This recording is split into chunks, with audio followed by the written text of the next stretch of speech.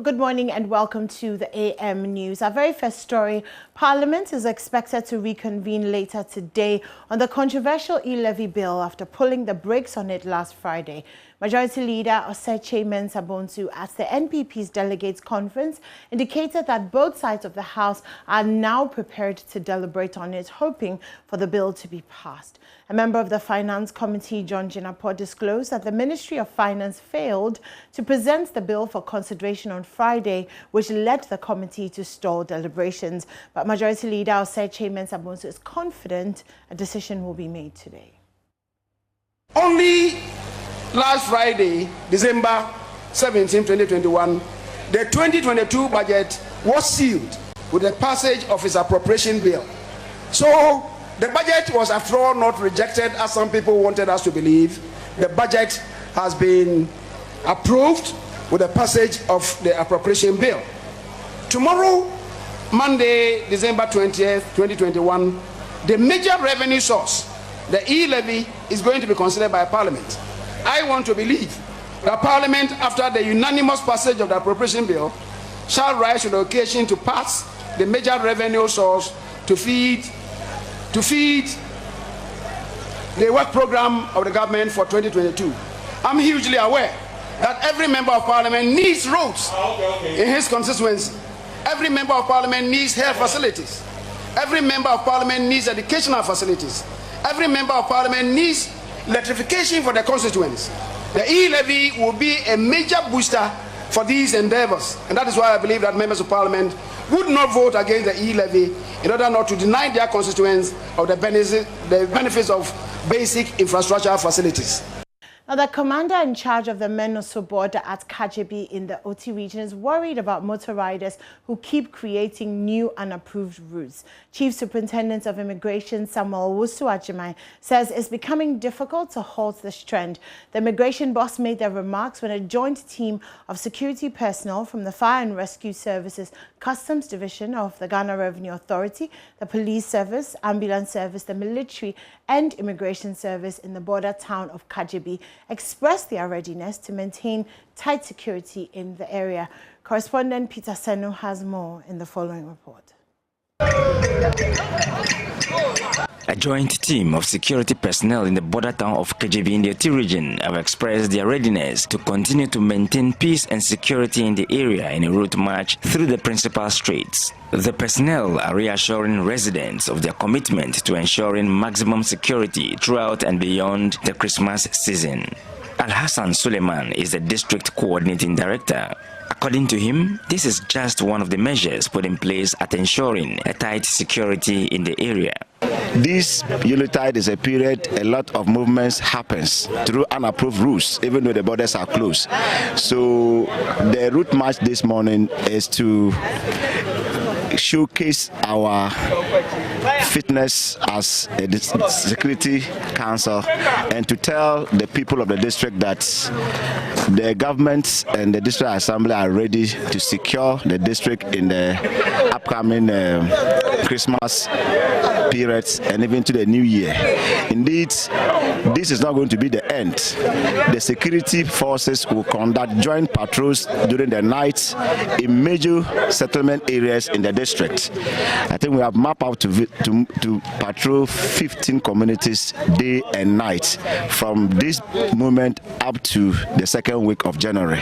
Apart from the non-availability of a reliable telecommunication network along the border, accommodation challenges, we are told, is one other factor working against the security services in the area. Most of them have also complained of accommodation. You realize that immigration officers are supposed to be at the border. I can say that over 80% of them live in Kjibi town.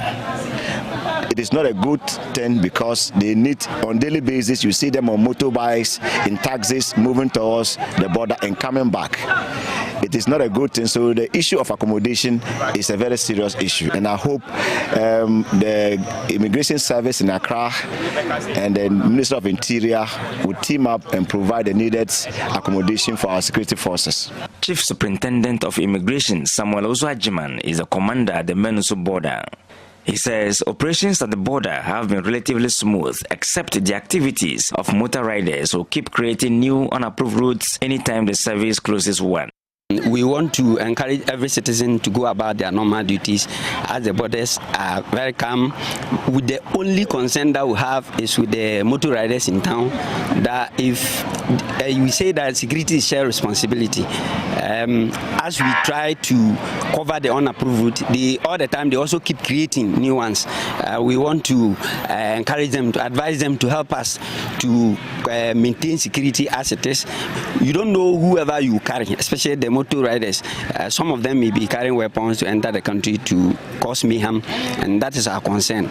So the advice is that security is shared responsibility. We want to encourage the citizenry to support us to maintain the peace as we have in the district.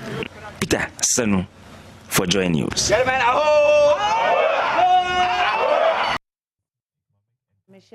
Dr. Ahmed Jinapor says technical, vocational, and competency-based training remain critical to the development of the country. TVET, he argues, has a telling effect on the current socio-economic and political discourse in relation to job creation. Dr. Abdullahi Jinapor was speaking during the 6th and 1st virtual congregation organized by the Takoradi Technical University in the Western region. Correspondent Natalia Kwanza has more in the following report. Deputy Director Dr. Ahmed Jinapor Abdullahi says the Commission was sure to believe that Takoradi Technical University would be the panacea to the unemployment situation in the country. He commended the university for taking steps to achieve a more technical-based programs and appreciated the university for a well-structured approach curriculum. Let me state that for the avoidance of doubt, that technical universities are not and should not be posited as traditional universities. We as technical universities are structured with the focus of applying technology to the various fields of teaching and learning rather than the search of new knowledge. Our modus operandi is a structured curriculum alignment with industry needs. Hence, it will not be worth the taxpayers' money to run programs whose graduates are unemployable. The Ghana Tertiary Education Commission wants to use this platform to call on all universities, especially those in STEM-related fields, to go by your example and collectively as a nation make Ghana the most attractive destination of tertiary educational delivery in the West Africa sub-region. Technical universities are unique in their own right, and such uniqueness must not be corrupted. And on that note, let me use this opportunity to congratulate all parents and guardians for the love and support they have granted these young men and women till today. The efforts of faculty and staff who have been relevant in preparing our graduates today must also be duly acknowledged. Let us all wish these men and women well for the work ahead and beyond today. The Vice-Chancellor for the Takoradi Technical University, Professor Frank Ishen, says the vision of the university is to be a world-class technical university recognized for excellence, innovation, and societal relevance with its niche area in the oil and gas engineering. Now, a cross-section of Kokomba chiefs and people living along the Eastern Corridor Highway want government to consider carving some new districts for the areas. They're asking government to treat it as a major concern affecting the people.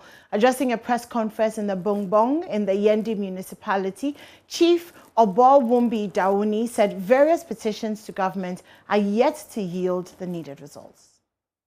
From north, east, south, and west, they thronged the Bongbong Community Library to offer support for their leaders to make a clarion call on government to address an age-long concern.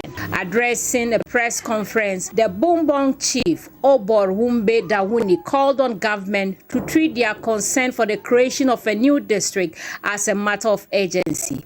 The chief also raised concerns over the delays in the completion of the Eastern Corridor routes. Communities lay continuously and homogeneously about 200 kilometers of the Eastern Corridor Highway, with a landmass and population that could fit about 7 districts by our current laws. Yet, we have no district capital cited in any of our communities. Various petitions have been submitted in the past few years to the government and has not been responded to. We would want to encourage our President, His Excellency Nana Addo Dankwa Akufo-Addo, to treat as a matter of urgency and Grand Bumbon in the northern region, and Bintri in the northeastern region, districts to improve political representation and governance. We urge the government to hasten to complete the Eastern Corridor Highway to bring added impetus to the socio-economic transformation of our communities. The simple reason that the momentum of the project has been curbed has withheld enormous growth to our communities and the country as a whole. We take this opportunity to remind our President the urgency with which this is needed to be done to turn the fortunes of those in this area around. Obor Wumbe also debunked allegations that the Komba clan has ceded from the Mother Konkomba tribe. We are by this press conference discrediting the news carried in the media a few weeks ago that reported that the Komba clan had ceded from the Mother Konkomba tribe. We want to assure the general public that such unilateral declaration by any one chief is false and should be ignored. There is no division among the clans of Konkombas.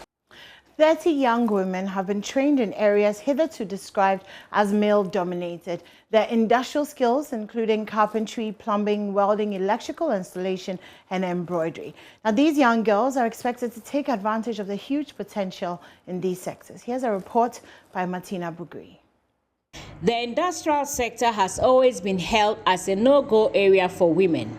Women who break the turn and venture into this area are given names such as man, woman, among others.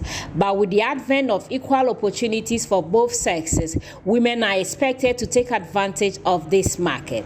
It is against this backdrop that We North Training to Empowerment, with funding by the Canadian government, has trained women to take advantage of this market.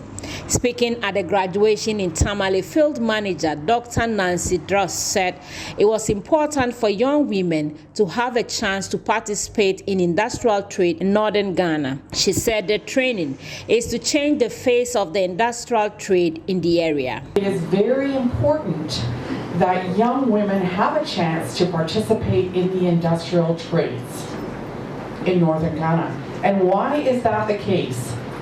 It is the case because industrial trades is so important to development.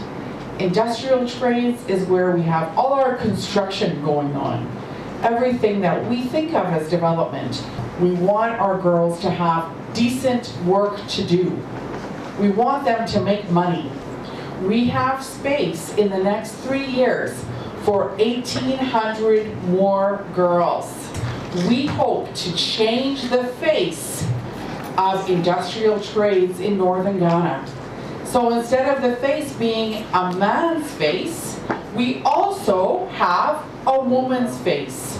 Some trainees who spoke to Joy News said it was very interesting being in an area perceived to be male-dominated. They urge other young girls to venture into the trade. Well, it's very interesting being in the male-dominated field, and when you join it, so even though some people always say it's meant for guys, some things are meant for guys and not for ladies, I see it not to be so. You only have to have the passion and move into it so you can make it as a lady. Well, all I have to tell them is we are very grateful. I in person am very grateful for what they have made me acquired. I couldn't have done it on my own. Girls out there who don't have the interest to go to school, at least you can do something with your hands. Don't just sit and say, oh, this one is meant for guys. No, nothing is meant for guys. We are all human beings. What men can do, women can do it, and even more better. Actually, at the beginning, I was discouraged by my colleagues and family members, but the moment I started the program, I realized I can do whatever they've taught me, and then I feel very great being in that organization. You might go to school and then you wouldn't make it in life, so maybe all I have to tell them is they should try and get themselves something doing, like this program. They should try and go to such programs, and maybe some vocational skills too will help. It's not all about school. Well, that's it for the AM news. Of course, coming up next, we dive into the newspapers and the show continues. Don't go anywhere.